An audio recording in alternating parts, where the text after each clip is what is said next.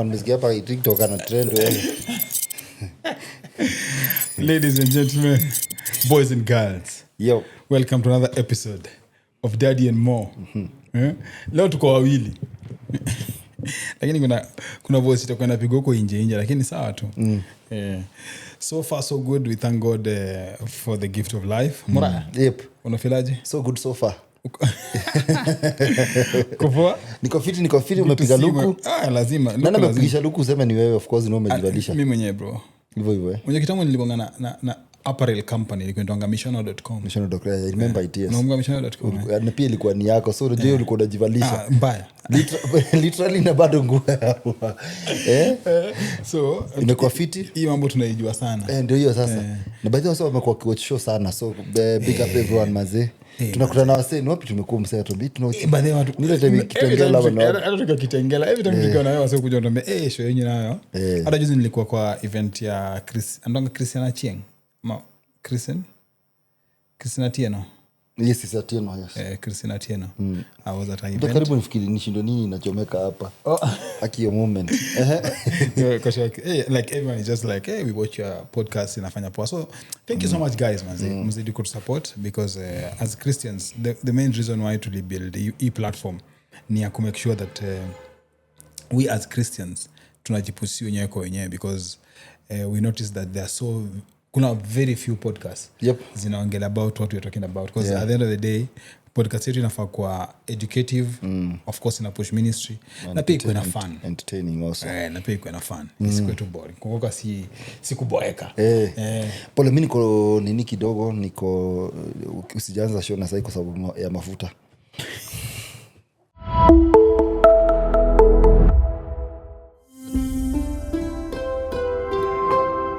Brought to you by CH Studios, creating content that connects. Bona diesel itoshane na petrol. Any story for another day. Sorry man. Hata diesel ataanza kupiga vinyoto Samsung na iPhone na kuanga. Ndio sasa. And just sticking to the same topic. I think in a connect with what I want us to talk about today. Leo tunataka tuongelee about the church and politics. Church and politics. Yes. Msijaleta mimi siko najua sasa ngine ni surprising tu tunaanza tu flow. But ni kitu poa. Ni kitu fiti by the way. Because one thing najua tumestruggle nao sana ni the fact that we rarely hear the church being very vocal ama very active when it comes to politics. To matters politics. And whether you like it or not, I always tell my friends or anyone I meet, whether you like it or not, politics affects your day-to-day living. Whether you like it or not. Kabisa. Yep. Na kama sahi story ya mafuta ni politics. Ni politics, kila kitu ni politics. Na unajua mafuta of course ikienda juu, food itaenda juu, transport itaenda juu. Like everything in revolve around it. Hata leo nimeitisha mawe ya kujenga pahali. Driver lori akaniambia imeruka na 3000. Inakuwa 25. Yes. Ikaenda mpaka 5000. So it affects everyone everywhere. Yes. And you never know because by the kuna tumesema about Christian and politics una realize ni kama sisi tunakuwa tumejitenga sana. Yeah. Is it Christian or church? I don't know to differentiate. It's hard to separate the two. Yep. But you see, it's like Christianity is like the holistic thing, but the church is like the pillar too. The pillar too, okay. And then pia kuna the individual, you as a person, as a Christian, what do you think? So sometimes inakuanga hard kusikia church ikiongea mostly on things that affect us on a day-to-day basis. Of course, sometimes we spiritualize everything. Yep. And we forget that bado tuko hapa on earth. Naambia watu don't be heavenly minded until you have no earthly use. Wewe sema tu kusema utaomba kila kitu. Kila kitu unaomba na unafanya kitu. God ashakupea power.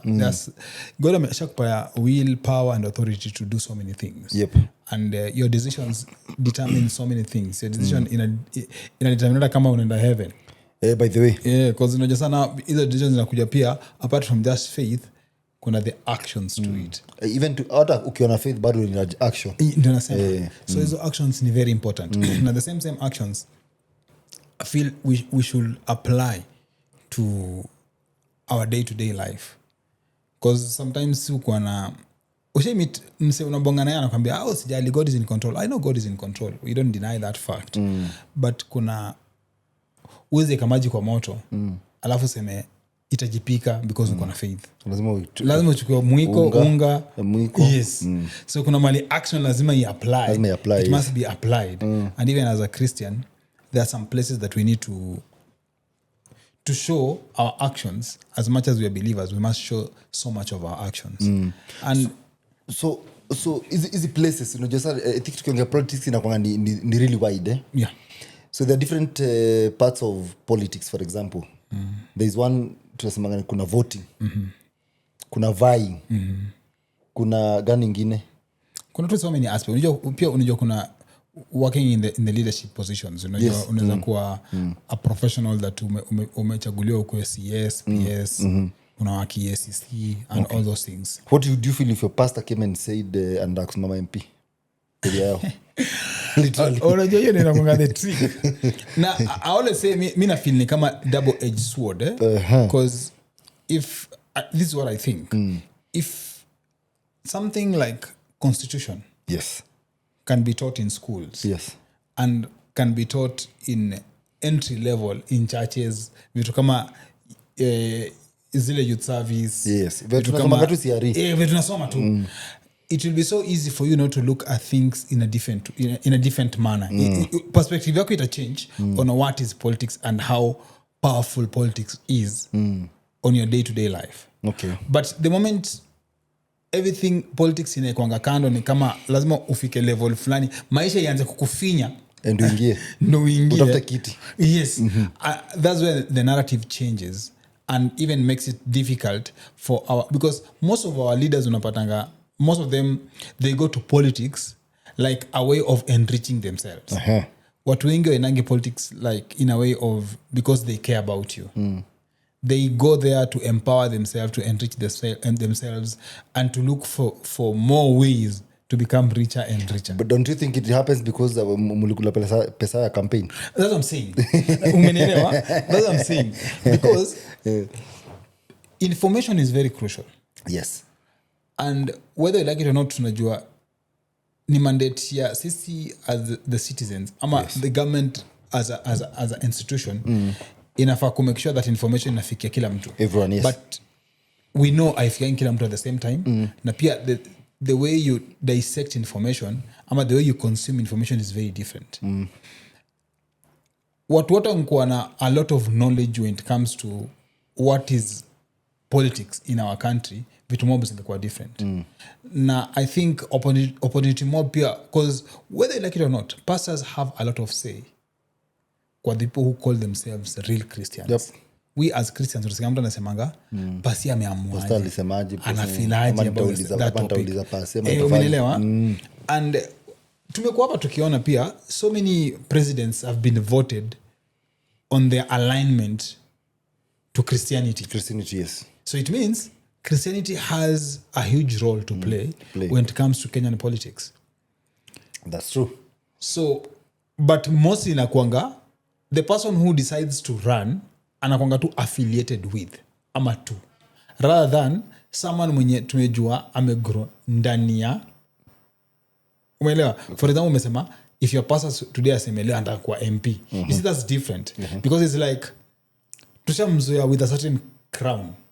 That's okay, tushamzoea, that's one. Sasa akisema anataka kuchange, wase waanza kuona huyu anachanganya mambo ya Mungu na is it right? So that's why hapo ndio sasa hapa ndio shida inakuja. Because you see ni venye sisi kama watu tumesema tumeweka kwa kichwa, umesema ameanza kuchanganya mambo ya Mungu na politics.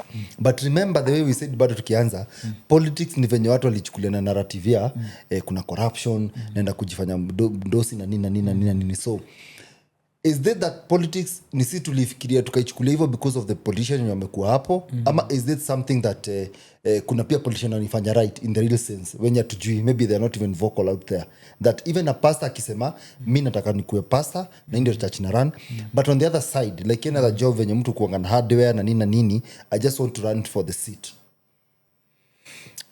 Yeah, mimi sio ni kama kuna makosa. Hakuna makosa. Mimi pastor akisema, when a pastor says anda kukuwa politician, mimi nitamsupport. Yes, because I think na hiyo ndo pale Mukame alikuwa anasema kitu sisi millennials. I think millennials to lose your politics as something for the selected few. Yep.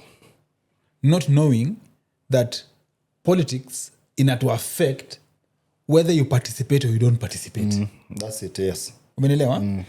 So when it was set aside for the selected few, I remember even at home ushago kwetu pale niligroea ocha alikuwa anasemanga sijui serikali imesema sijui what and what and what.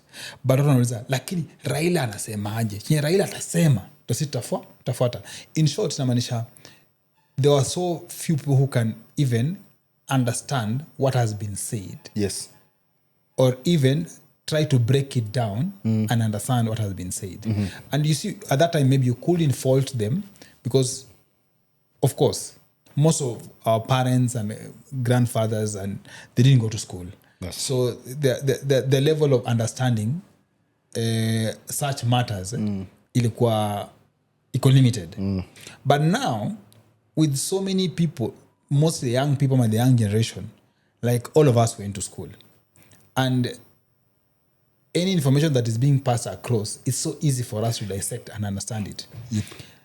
I think it's high time politics now in Africa is so open to a level whereby even as Christians, As the church, yes, we should be very vocal about it. And to involve. Na tujiinvolve. Literally. Kabisa, na si that wishy-washy. Ama you are praying for him. Yeah, unaona. Pray and do something about it. Do you know why I feel it's possible? Ama it's doable?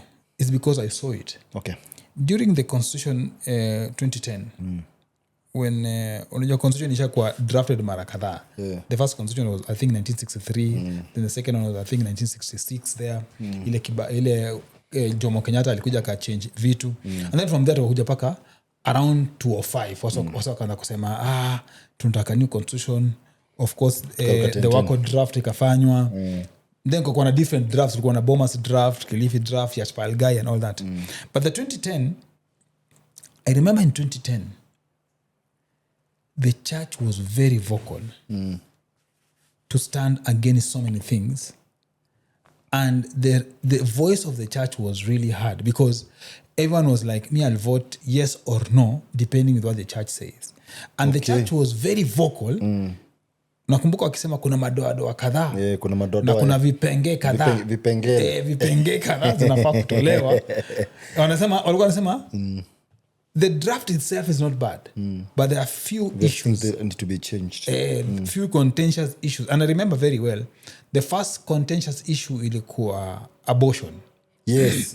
Church ilikuwa inasema the way it was drafted ilikuwa inasemanga if abortion can only apply if the mother's health, life and health is in danger. Okay. So the church ilikuwa inakataa inasema inafaa ikuwe mother's life because health can be very broad. Yes. So church ilikuwa very ikakataa. That's number one. I remember that tulikuwa hiyo committee ya what the church thinks. Tulikuwa the young people in the church at that time, tulikuwa hiyo committee to help in the decision making ya what the church kuichambua. Number two ilikuwa Kadhi's court. That was another issue. Number three, it was marriage. What was the real definition of marriage? Because kulikuwa na a clause that ilikuwa so open ended to a level whereby things like same sex marriage zingekuwa applied. So the church was very vocal and said madoadoa zitolewe. We need definition, we need conclusion to these things. Yes. I find quite open ended because if you leave it like that in future it might affect our society. So, and I remember that's the last time I saw the church very, very vocal and impactful. And I believe it was very important. But since then, I've realized it's like the church took a backseat. Now it's like individualism. If you think it's because at that time it's like the whole church came together and spoke with one voice. And I think ilikuwa under NCCK, and they spoke like all the clergy, the men in cloth, all of them, they spoke like with one voice. But since that time, I feel all the elections that have been happening in this country, imekosa ni kama every man for himself, God for us all. And I feel Moraya, the church has a huge say. And if the church can come together collectively, they can really impact the outcome of Kenyan politics. No, ulikuwa unaniambia Christians peke yake ni percent ngapi? Okay, wanasemanga the constitution says juzi. The constitution says Kenya, kwanza nilikuwa nasema Kenya is a Christian country, Kenya is a secular country, but of course when you're trying to define Kenya, mnasemanga sisi watu wasema Kenya is a Christian country. Yep. And by Christian at that time akunanga correct, ni kama kunanga the right statistics, but wanasemanga ni kama 80%. Kama 80%. Hata turudishe 70%. Yes. Then that means to support your point, if church decides tunataka huu mtu, they can make him whatever seat anatafuta. Of course. Comfortably. Of course. But church inajifanyanga ni kama kuna church na kuna politics. Kuna kwa na very unique by the umenishika mpaka imefika place hata ukiitwa pahali uende kwa mkutano wa politics uonekane. Amwende for example State House, you become the enemy of as in umenigete. Yes. But you see, you can't deny the fact that even in the Bible we had people like Joseph. Yep. They were advisors of the king. The king that then Daniel, watu walikuwa wamepikiwa, they pray about the situation of the country. People like Esther walikuwa watu wana make decisions. Yep. For the counselors. Ukuja pale kina Nehemiah were making decisions for the kingdom. It's very important because it's only that at that time the setup biblical times, it was not set up the same way the democracy we are used to right now. But if you look at even the kina kings, akina David, akina nani, all these guys, they were politicians in a way. It's only that the setup was different, more kingdom, more monarchy than democracy. Ilikuwa na ile mpangilio. Yes, it's very different. So me I believe kwanza, I believe our podcast where we are right now, yes, we are a culture shaping podcast. Yes. I believe we need to talk to the young people for them to be very active when it comes to politics. Okay. And I saw even in 2024 during the finance bill demonstrations. Yes. The young people even went to church and told the pastors, you have to say reject the finance bill. By the way, ilikuwa inatoka kwa kanisa by the way. Inatoka hata ukiwa pastor unaambiwa. Yes. Na wanaimba hata kwa kanisa ndani. Yes. And they used to come with flags and all those stuff. You get? It shows you that even the young people right now feel that the church or Christians should be vocal about what is happening in our political world. And it's crucial because, you know, church has a very good setup of you finding a population or a congregation together. Yes. Because you see, politicians, why do they do rallies? Because they need to bring people together so they can speak address. to them. But you see, as a pastor, every Sunday, you are guaranteed. You have loyal crowd. You understand? They believe you. They are there every day. They listen to you. So it means your influence alone can influence so many things towards the politics of the country. The politics, yes. Even in the Bible, ukisoma in the book of Exodus, kuna pali inasema, and Moses akaitwa na Jethro. Jethro was the father-in-law of Moses. Akamwambia, select good men, capable men. It means for us, we have the power to select capable leaders for our country. How come you've always... Okay, so you mean... Okay, kuna two different sides to it, eh? Kuna yenye tuko nao from the church wakisimama, we don't even vote for them. On the other side, are we capable of course we are capable of, are we ready to, are we, would we get our own people? Na tunasema, these are the people that we trust. For example, from tumeonanga church mingi zinakuanga na leadership. For example, kuna church mingi Dr. Huyu alikuanga director hii mwaka tu hii mwaka. You know them. Yeah, I know them. And you see the leadership za hizo church unakuta zilienda poa, zikapangwa poa. Do you think as Christians it would be easier for us to actually get few people from there to kwa government to agree as the country or as a church? These are the people we want to kusimamisha. How do you think it would go? Because hata wenye wanajitokeza wakiwa wengine wakiwa even they're big in churches, we don't even vote for them. Do you think we are two-sided even as Christians? Because a pastor akisimama, for example, in the name of, because you see church pia ilisaidia sana, for example, the last election. Because you can notice ilikuwa ni everyone, hata wenye walikuwa nasimama, almost kila mtu alikuwa ni alienda through church. Hata campaign ni bwana asifiwe nini. So they went through church, alafu wasi waka embrace. So hapa kuna kizungumkuti. As church, how easy is it for us tukae chini tuseme huyu msee tumemwona kwa leadership yake from CV yake, leadership 1 2 3 akafika mpaka pale. Are we ready to come together as church tuseme enyewe jamaa this can be a whatever, tuseme either ni governor ama ni president, whatever it is too. When you wanasimama, what happens when unakuta kuna bishop amesimama? We've seen it before. But even the church, not even the churches Kenyans, even church yako bado hajakuvotia. Okay? 3, what happens, because there are so many Christians wanakuta wanasimama, even congregants hata wenyewe wavoti. Do we also kama sisi kama watu kwenda church congregants tushaweka politics, tunajuanga huyu akisimama atachanganisha, huyu anachanganisha mambo ya Mungu. We don't even believe anaweza change that area ama that industry. As church me sijui venye tunafikirianga ama what do you think we should do? 2 things to answer your question. Number 1, unfortunately, and I hope for me, I just dream that 2027 will be different. Unfortunately, we as a country, we still vote on tribal lines. Yep. And we still vote on political parties line. Yes. So you'll find someone will be voted in because I'll vote someone in because he's my tribe, number 1, and I'll vote someone in because he supports the party. He's in the party that I support. Yes. Whereas we are in a position in 2027 to start voting people on their merit. We shouldn't be tribal. We shouldn't be politically affiliated. What I'm trying to say is, let's use an example ya mimi before I go to vote in a president. Nimevote mara kadhaa.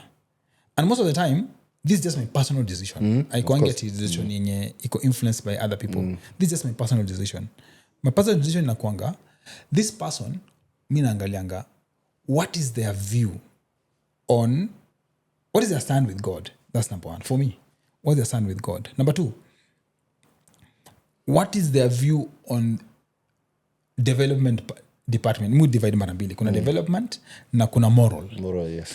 Development department naangalianga more of what is your plan for the youth? What is your plan for jobs? What is your plan for devolution? All those things. And governance, all those things. But now on the flip side, pia nakujanga naangalia on the moral values, naangalianga what is your stand on things like abortion? What is your stand on things like same-sex marriage? What is your stand on things like, you get it? Yes. So I must look on those. You must tick some box before I vote for you. This is just my personal opinion. Corruption ni kawaida. No, but you see, corruption is governance. Atuangaliaje wajana nasikia yeye mzani tu kitu. Bora ni vote nipigwe 2,000 yangu mimi. What nikwambie? But then you go presidency. There's so much I look at. Umeelewa? Because for me, not popularity at that moment. No. Because I tend to believe that's how tunafikiria guys Kenyans as zingine, who is more popular on ground right now, who is nafikiria hivyo because tukiendanga hivyo unasema but that was your own whatever, but if tungekuwa tukifanya hivyo kama Kenyans tungekuwa na faces zingine za hii Kenya presidency. That's what I'm saying. Popularity pia ina matter, of course, because at the end of the day pia una feeling you don't want to just to throw away your vote or waste your vote. So this easy statistics zinakujanga zinafanywa the polls zo mata sana. Yes. And then unaangalia kwa watu wana lead kwa hizi polls because unajua kila wakati tuko nasenga Raila akisemanga farasi ni 2 hapa. Sasa I'm not saying mbili. Sasa kwa hizo farasi 2 who is less worse? Sasa kwa hizo farasi 2 kwa hizo farasi 2 you start ticking some boxes. Okay. Because in reality I don't think there's any politician who can tick all the boxes. No, ni ngumu. In reality, ni ngumu. It's next to impossible. And that's where now Yes. I feel like we fumble as Christians. Yes. Because I think most of us we think that everyone that we need to vote for, they need to be very perfect. If they're not perfect, then why should they even participate in voting? It starts from there. Because whether you like it or not, some of us as Christians, we can be very judgmental. Very. We can judge someone because of their moral standpoint on things that you can avoid. Because there are things, whether you like it or not, in this world, they'll happen. Whether you believe in them or whether you believe is the right thing or the wrong thing. But look at things that if someone, like Moras today anakuja ananiambia, I want you to vote for me because I believe I'm capable of being the MP for Westlands. I'll ask you a few things. What if I lie? I've never been an MP before. But you see, your standpoint, your manifesto, what you're selling as a person is what I'll go with. I must take a gamble with you. Yes, because whether you like it or not, everything is a gamble. Yeah. Even business. It's a gamble. So I must take that gamble with you. And I'd rather take a gamble than keep quiet and segregate myself by saying I don't need to participate. Because immediately things go south, we are always the first people again to complain. Yet we didn't participate in the process of trying to change. Because most of us believe that even that MCA that you're voting for, that MP you're voting for, that women rep, that senator, that governor, that president you're voting for, they're going to change or transform the country for it to become better. It's a hope. And you see, that's what politicians do. Politicians, they sell two things. To the poor, they sell hope. To the rich, of course, they give them business. You have to give the rich business to keep them quiet. To keep them quiet. But now you have to sell hope to the poor, believing that tomorrow in the next 5 years, 5 years from now, we'll change this regime.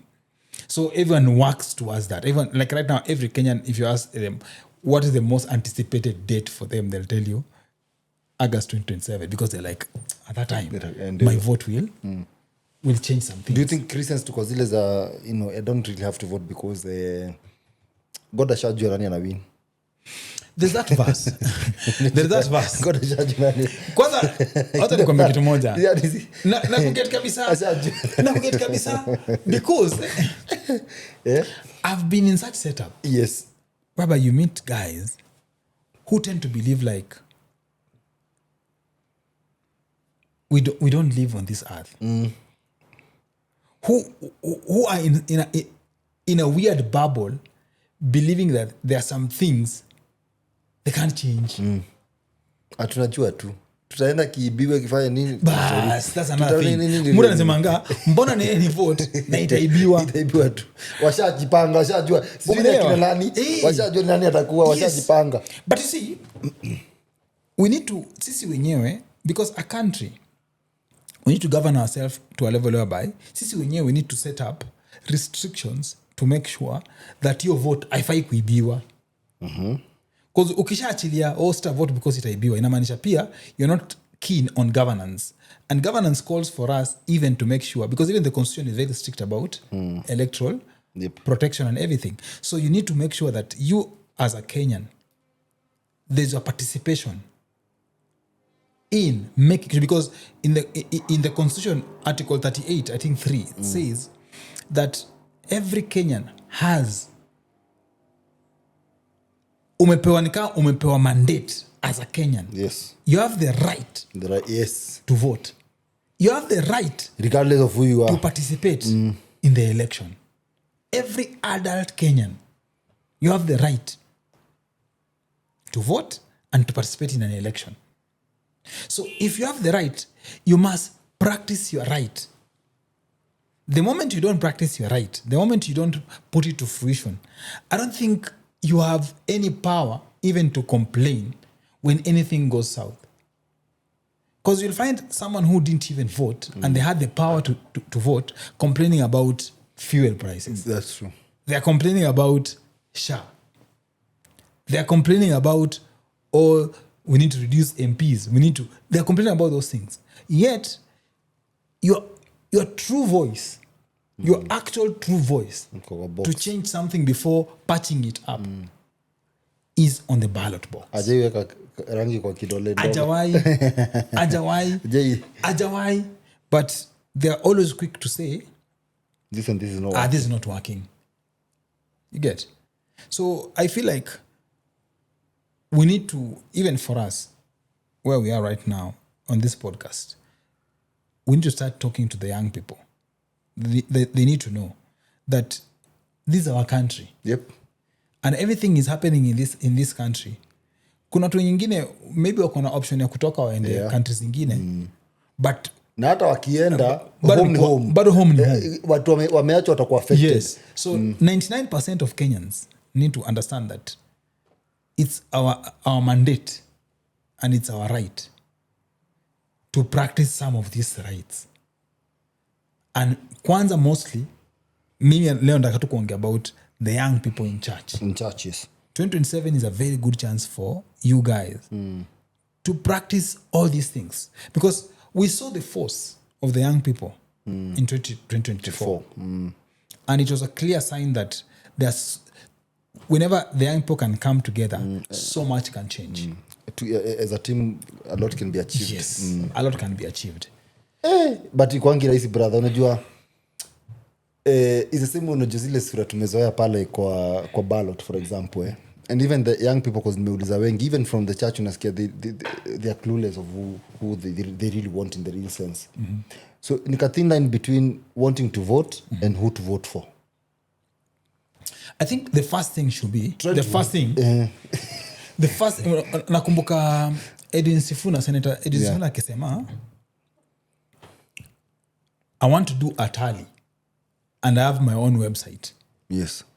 To see truly if you guys were saying you're behind me, are you really supporting me? Akiripaka website. Akasema, I want you guys to join and all those things. So I think alikuwa anafanya research behind. Akasema the issue in Kenya haikuangi more of the votes per se, inakuanga more of, alikuwa anasema the issue is not going to register as a voter. The issue is, will you wake up that day and go and vote? Yeah, that specific day. You get? Will you? Because ukiangalia stats wanasema registered voters in Nyanza unasikia sijui ni karibu 1 point something ama 3 point something million, but sijui 2 point something turned out to vote, but 700 ama 900 didn't vote. Yes. Umenelewa? It means registering as a voter is a different story, and waking up that day, that's a totally different ball game. And umeleta sana another thing. Now umeamka, who are you going to vote for? That's another thing. And I always say, it's very important right now for us to know that we have the power to pick some people. Because we've seen, kuna some MPs tumeona hata wana pesa. Mi na we share so many friends in the political arena, whereby we have so many friends in the opposition, we have so many friends in the government. And we know them personally. The others baka tukuwa tunafanyia mchango, the others baka tukuwa tunajua hata hawana kitu, but the others tunajua walikuwa na pesa mingi na bado they didn't even win an election. Yes. So it shows you that there's still trust in the process, that someone can come from nowhere. Because I know Salasia, my friend, Salasia hakuwa na pesa. Hata kunule wa Meru.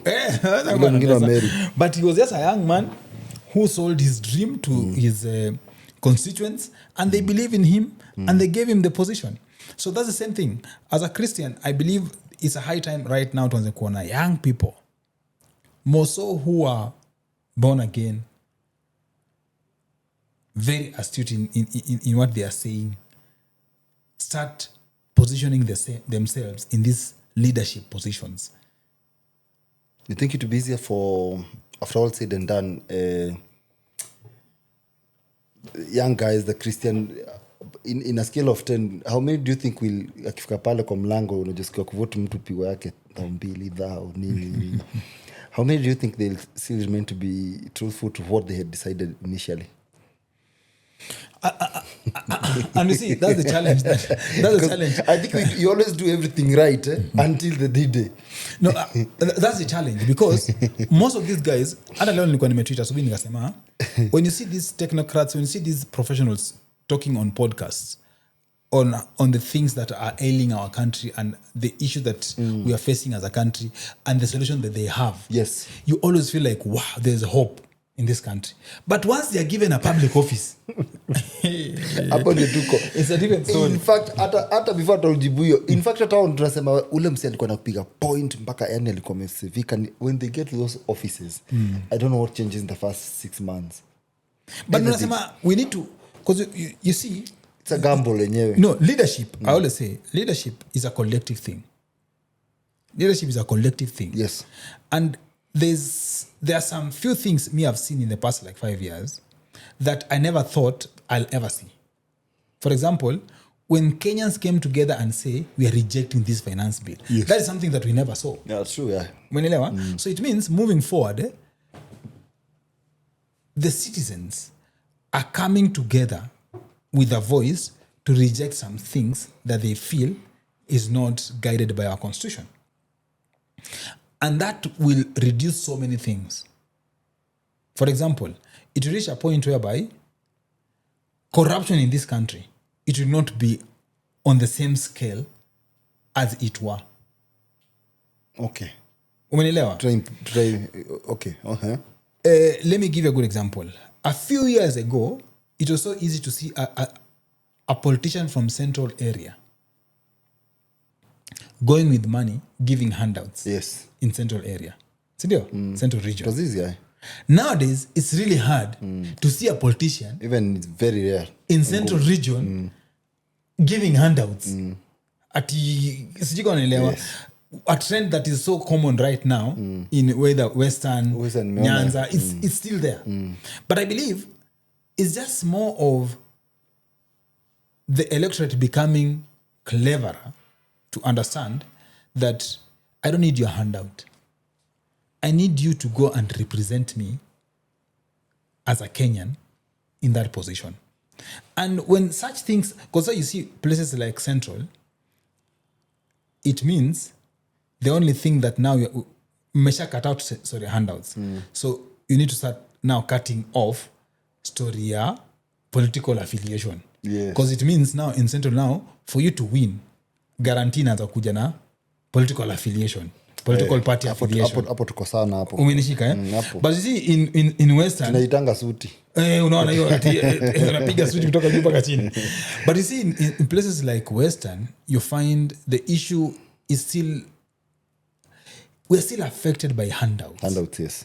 If you come with money and then you align yourself to a popular party, it's like a guarantee you're going to win. So unaona sasa inakuanga hivyo. Sasa that's what I was saying. Niko na clip ya some leaders wakipeana handouts huko. Niko like some politician. And I'm like, it should be really hard for Christians out there. Even if, you get my point. Na get point yako. Atapanga hii line. Yes. Atafanya hii story yote. Na get point yako. But ninasema where we are headed, things are changing. Things are changing, yeah. Na itafika mahali sasa as a Kenyan, for you to be voted in these offices, in these positions, itakuwa the merit will be so thorough to level whereby watakuwa naangalia vitu kama education, your moral values, you get all those things zitakuwa zinaangaliwa. Sasa hiyo unajua bado whether you like it or not, we are still with the remnants of Kanu regime bado tuko nayo. Umeelewa? Na hiyo regime before you malize it will take time. But there are such young people who we are seeing who hata ukiangalia their records are very different from sisi wale person tulikuwa tumezoea. Their records look different. Na hizo records zinakaa different not because maybe utapata not because of them, but they've realized that moving forward you need to have a cleaner record for you to stand a chance to compete with someone else. That's where we are headed. And if that's the argument, that's the idea, then it will be easier for a Christian aambiwe now the church inakubak. But hata nikiongea mostly per se, siongea ati lazima ikue church inasimamisha mtu literally. Just speaking from maybe when you're wameshajitokeza. Yeah, wameshajitokeza. But inafai kue mtu understand with strong values of the constitution of the country to a level whereby the vote from the church is just an added value. But you set into everything.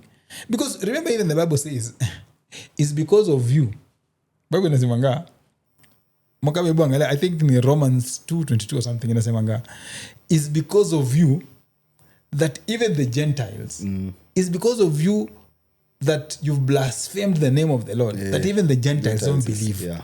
So inagamani siku hizi ukienda mahali kuambia watu ati Bwana asifiwe, wanato huyu ni mkora. Huyu ni mkora. Huyu anataka kutuibia. Nimekuja zikaigana, that's what I was telling you. Iko ka place yani and I think the next podcast, Owen, I don't know, just we do connect research to let a politician kama wawili. No, tutafanya. Politics in charge, we need to understand what happens in there. Bro, this is a conversation starter. What? This is a conversation starter. Especially yani inaanza kuni excite bana. Yeah, cause nikwambia ukweli, sikudanganyi moraya. Moving forward, you need to have a block of something, because whether you like it or not, tutaanza kutoka kwa hizo tribal blocks. Yes. Tutaanza kutoka kwa hizo tribal blocks. But sasa kutakuwa na other affiliation that zina kujudge on your values. Yes. Umenishika Now at that moment, I think as the church we need to have a voice. Na voice yetu ifai kwa lazima iko decided by someone ama by nini. But we need to even educate the congregants. What is our constitution? What is our right as a citizen? And what are the things? You can tell someone, nika venye Bible inasemanga, God alikuja katuambia, there's life and there's death. But I urge you to choose life. So the same thing.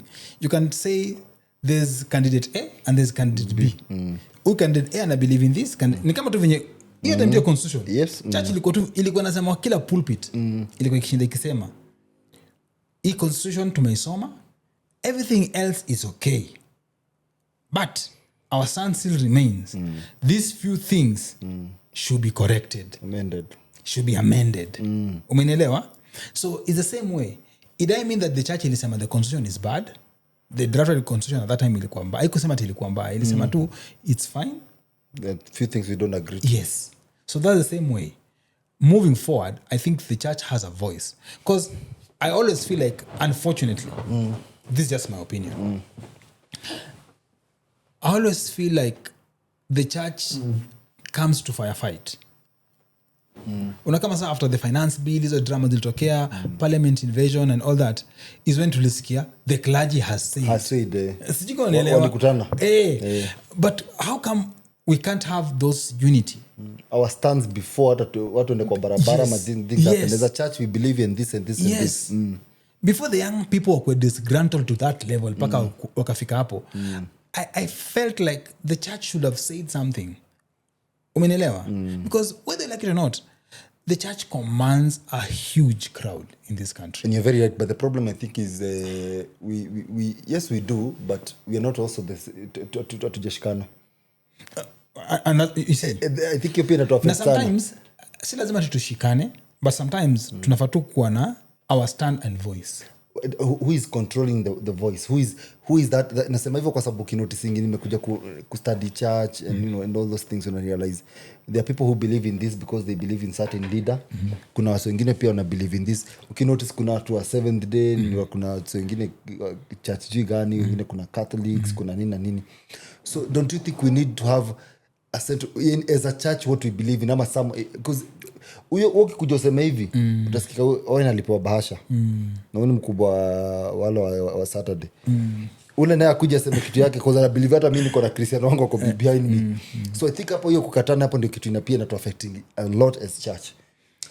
So this one voice might be not necessary, I don't know. Si lazima iko one voice, but going back in history kuna jamaa alikuwa anaitwa Timothy Njoya. Yeah. Njoya was very vocal.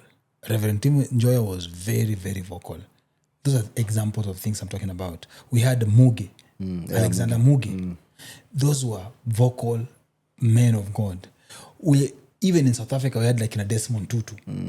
Sijui kwa unanielewa. It means they were vocal and their opinion mattered. Because being a leader, sometimes we give these politicians too much power. Yet what they do is just they speak your language and you connect with them. Yep. And you grant them the leadership role. So as a pastor, it's the same thing. You go to church, no one forces you to go to that church. You choose to go to that church. And you connect. And you say, this is my pastor, and you give them the leadership role. That's it. So it means they are leaders in their own capacity. And if you're a leader in your own capacity, it means your voice can connect with some. You don't need to come as church and speak and say, lazima tichinyi amesema, ndio iko the whole church imesema. But we just need some vocal way that we can listen to the church, and this is what the church says. Apart from that, kuna NCCK, which is like a collective nini of churches in Kenya. Apart from that, we are opinion shapers. The church is, wacha nikwambie kitu moja. Ukikutana na mtu wa Oworo hapa nje, hanidi kusema. Kwa nini? Your dress. Umenishika. Ni kama anakuwa na fundi mmoja wote. But umenishika. Why? It means we are opinion shapers. We are culture shapers, because fashion dressing is culture. We are culture shapers. So if we can have such things to that level, what's so hard for us to shape the direction of the country? Umenelewa? Okay. If we can do that, it means, because sikudanganyi, even last week, was it last week or this week? What did the president do? Alitawa Korino State House. Na wengine walikuwa Murang'a. That's what I was telling you. But you see what I'm trying to say? Same crowd ilikuwa but you see what I'm trying to say? Yes. Well, just because you have a lot of information, you'll know some things here and there. But my mother, who is in Kakamega watching TV, anajua the church ilikuwa anajua Wakorino wameshamu walikuwa huko. I don't know if you're getting my point. I'm getting your point. I'm getting your point. And the reason even why they were called in State House is to change a narrative. So if you can be called to change a narrative, why don't you now actualize the narrative? Become more powerful. Are you getting what I'm trying to say? Because you can actualize the narrative instead of you guys just being used like a ball to be juggled. You can be now decide this is the narrative that we want to push and we stick to it. I'm not saying that now at all churches now zinafaa kuja pamoja. Because even at a constitution that churches need different. Tofauti sana. But I'm just saying we need to see the church being active during and before elections. Because most of the time unasikianga tu church inakujanga tu senye after kumetokea na clashes ndio unasikia the church wanashikana. But when things are not working straight, when things are not working as per usikiangi wakiongea anything. And especially kwa kuvote. Hiyo kitu kuna kitu umeniambia hiyo we believe God anajua nani atashinda. So we actually need to take action by voting. Yeah. Unachukua kadi. We are not here campaigning for anyone. We are just saying as a church, wacha to feel even after the results we were part of it. After all said and done, mwenye aliingia tujuange ni sisi tulikuwa part of it. Yeah. Kuliko watu wengine wamemuingiza tusemange this doesn't work, it would have been done this way. So hiyo ya kuamka hata mimi nitakuwa naamka. Nilikuwa nimedecide not to. But you get what I'm trying to say. Because nikwambia ukweli hata mkami alikuwa amedecide ya nini umenishika. Because unasikia what I'm trying to say is at the end of the day, I think the church has a role to play. I still feel like things like constitution, church is free the whole week. Church inachukua Tuesday inasema tu is doing civic education. Try to imagine church ina provide a premise to do civic education in Nyandarua.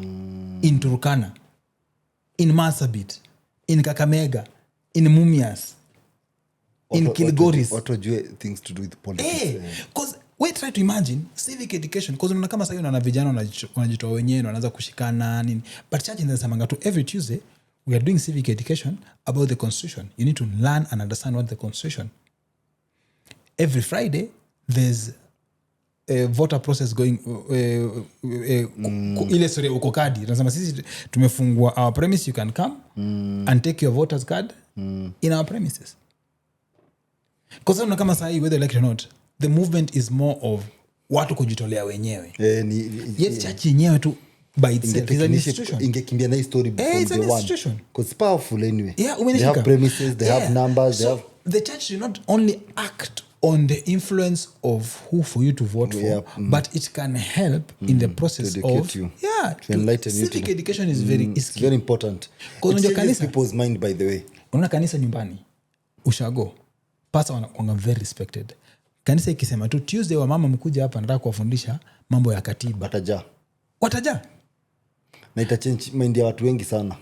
You get what itawa cost nini? Sijiko unanishika. The church can do that. The church can make sure that constitution is broken down to that ule mama huko ushago anaielewa. The church can, cause mavijana most of the time, because hata mimi nakumbuka after high school nilikuwa kama free time kama 1 year. Nilikuwa nanga tu church ku dance and all that. Can create space for the young people to come and even discuss, like every Wednesday they discuss the constitution. The vote sai kama sai tunelekea election, they can, you see, they can open doors for such things to happen. And you see, there's nothing wrong in doing that. Course, You're not taking any sides. You're just enlightening the society. Ama the congregants. Unaambia, this is what the constitution says about your rights. Article 38.3 says you have a right to vote as a Kenyan, as an adult Kenyan. Enda uchukue ID, ukishachukua ID, enda uchukue voters card. Once alafu unaanza kuwafundisha the power of that voters card. Is this and this and this. As a church. I don't mean that necessarily you need to be involved in the process of now ingia kwa rallies ama lazima tusimame kama and I can tell you for free, the moment such things start, even the young people, they grow up understanding the Kenyan politics. They understand si venye imepakejiwa. Because unajua church unakuta sasa hiyo kitu tulianza kusema ni kama church inakuwa ime step back from politics because of how the politics is packaged. Tunajuanga ni thugs. Ama ukiingia huko ni tumbo yako, ni whatever, but if this happens itachange vitu mingi sana. Even hata mtu akisikia mtoto wake anataka kusimama kiti. So I'm very sure the parents in church, ukisikia mtoto wako anataka kusimama kiti, si wengi watakubalishwa. Utasikia no ama take care, I don't know ni watu take care of what, utaenda kuuliwa. Policy imewekwa tuna vitu zini vitu gani. So to change even parents mentality of about politics. Na vijana pia wataweza kuichukulia kama serious whatever. You just get there and we clean and package it different from how we have always known it to be. But church it has a lot to do. It has a lot to do. Imagine me ukiniuliza. It has a lot to do. Me ukiniuliza, I think it's very possible. It is possible, yes. But lazima tuamue. The word is kuamua. Kama hiyo example patiana from giving premises nini. Na most importantly I've learned from this, whatever is people have to chukua, as in we can't be talking. Just don't talk. Do practically chukua voters card. Actions. Zinamata sana. Bro, tuna need actions. Because for a very long time so many Christians, we don't apply. Musema salvation applied is very different. Unajua kuna salvation ya kusema na kuna salvation applied. Because unaona kitu kama kuomba the whole night, unaweza ombea home. But the action you take to go to church for a kesha inamaanisha hiyo ni salvation applied. So how come you can take action to such things, but everything around your security, even going to that church at night, ama coming home from that church at night, you feel you behave like you're not bothered about it. Because politics affect security around your area. Politics affect so many things, bro. And we need to start teaching people that even the voting itself, your MP, what is the mandate of an MP? Oh, yeah. What is the mandate know, of a senator? No, Nangaro anasema Sifuna uongea. No, anasema hapo. Anasema nani hajafanya wewe umefanya mandate yako. And the moment you see such a comment, you just know people don't know a lot. Yeah, the illiterate. So many of us kuna vitu mob watu bado hawajui.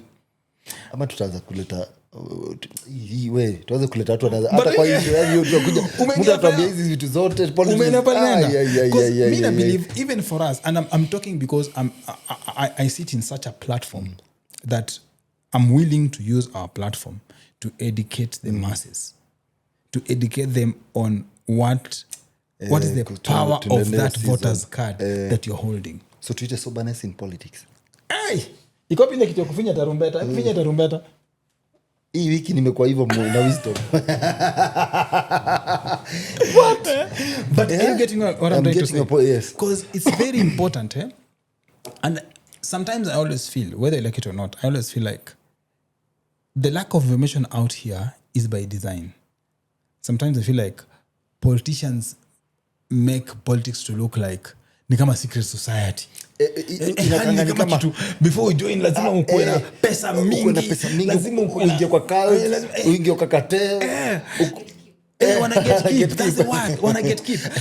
And you see, when you look at it strategically, you find that honestly it's not that hard, because bro, me na wewe tunajua so many politicians, na tunajua their life before politics and their life after. Hata wakiko politics uko like watu wagopa nini no, hata them personally their life before politics, we just know huyu jamaa kwa na kitu. Of course alikuwa tu hoipoloi kama sisi hapa na saa hii of course ameamans all this but hakuwa na kitu that you can say ati ilikuwa very special that ilim separate from the rest of the citizens. So those are the discussions that we need to start having. Today's a good intro to the next few weeks to come. Because bro, ni kwamba kweli if you're not careful,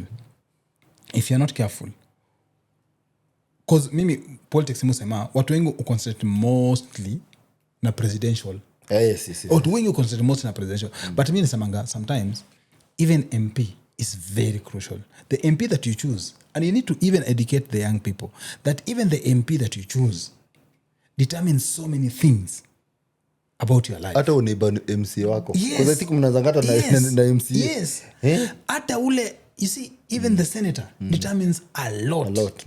So those are the things that watu ni kama umesema about your suti. Ni kama watu uruka the rest wana constitution by the way uko juu.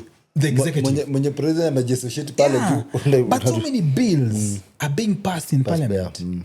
So many things are discussed in parliament that affect you. Umenielewa? Before they are sent to the executive, they are passed in parliament. That's true. You see, kama ile finance bill, yes. If you look back, if so many of us maybe we didn't make so many mistakes in picking wrong MPs, haingefika hapo. Haingefika. Are you getting my point? So guys need to be educated that don't even concentrate so much about the presidency. Anza na hapa chini. MP kazi yake ni nini? What is his mandate? Unafaa ujue, unafaa kwanza kuambia kama the electorate, ama unaambia Kenyans, unaanza kuambia do you know CDF ni kama tu hongo yenye imekuwa baptized in a legal way. Yes. By the way. CDF because it's something that you need to have anyway. You still need to have the CDF anyway. In fact, and development is government's mandate to make sure that me as a citizen I receive free education, schools, health, and all those things. So see, magic, he's not coming with magic when called the CDF. So those are things that even the public needs to be educated about. Yes. What is the role of the senator? This senator that you are picking, this senator that you are voting for, what is his role? Role yake ni nini? You get to know this thing. Unamwona unakuja naambia wewe hujaleta maendeleo yote. The next tutapanga tunavyoitafanya. Tunahitaji kunini hivyo, but one thing I've noticed ama nimesoma kwa hiyo Christians, let's not just talk. let's implement. Let's practically do this. Kama ni voters, tuchukue voters. We can be very impactful in the next election. We can always do something that we won't regret even later. Yeah. We use our platforms because as Christians we have so many platforms that we hold these forums. Unasikia Christians si ukam pamoja unasikia kuna women's conference. Guys will come. By the way. Tuko na worship conference. Guys will come. Tuko na sijui nini. Guys will come. But ikifika sasa when it comes to talking about the constitution ama election and all that, it's like we shy off. But by the way. But when the economy is crunching on you, haichagui mwenye alivote this party ama this party. Haichagui alivote nani ama unani. Na haichagui ati because ulijamiwe ni mkristo haitaku affect na ita affect mwingine because when ni mkristo haitaku affect na ita affect mwingine. No. It's more of everything in to affect all of us, whether you like it or not. But we have a chance right now. Election is just 17 months from now. We have a chance. We have a chance right now to make sure we practice our democratic right. And that vote is so crucial for you. That voter's card. Tuko time, mama time imeisha. Tumeenda bada. Tumeenda. But so far so good. I think for me, what is your last word to Christians about this whole thing? I think tuko nimesema tu nikasema one thing I've learned even me being a Christian is that I need to kutake kipao mbele. I need to be in the forefront in terms of educate wase and also even from our church and nawaambie let's take advantage of the premises that we have, the congregation that we have to educate them about politics, the different roles of people, different roles za politician, different classes, let me say any term, because many people don't know. And then also Pia, from this I get church will be able to get sober people, and they also be able to be part of this even after watakwanga wanasemanga we were part of this, other than not doing something and then regretting later, like wish we did this, we did this, so ile vitu zimeenda hewa. So as Christians we are very impactful, we have numbers, and most definitely by doing all this, but the politics itakuwa inakanga kama any other career. It's a very clean, ni si thugs, si corruption na hizo vitu zote. So Christians tuko na time tuchukue voters, let's make this happen. Yeah, for me I'll say all of us we have our own platforms to be vocal and to practice what we preach.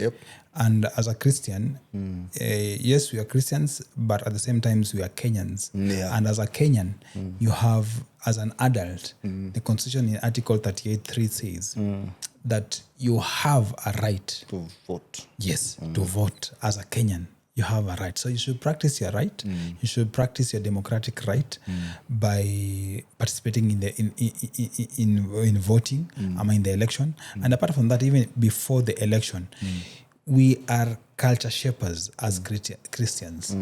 Our platforms alone, our influence in religion can make us raise our voices for someone to know who do we want. We can influence the direction of how people will vote in this country. So practice a democratic right. And in the comment section, kindly guys, tell us who do you think we should bring on board to have this discussion in a broader way, because we don't want affiliations and everything, but just someone who we can bring on board. Kindly make sure you comment and give us a name or the person you feel we can bring on board who should have this discussion with. At the same time, don't forget that May 31st, we have an event at Sitam Karen. It's called the Call Experience, whereby we're going to feature all the old school gospel artists who are coming together from Jimmy Gate, Giuliani, MOG,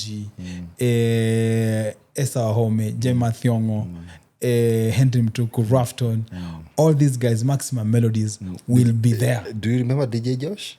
DJ Josh will be there. Tunamkanya. So all these guys will be there. So don't miss out. Buy a ticket at madfan.com. And come support our ministry. Come support the ministry. If we don't come together, that's why mnasema gospel imekufa. But it can't die if all of us come together to support each other. That's it. May God bless you. See you next week on the next Bye-bye. one. Ciao.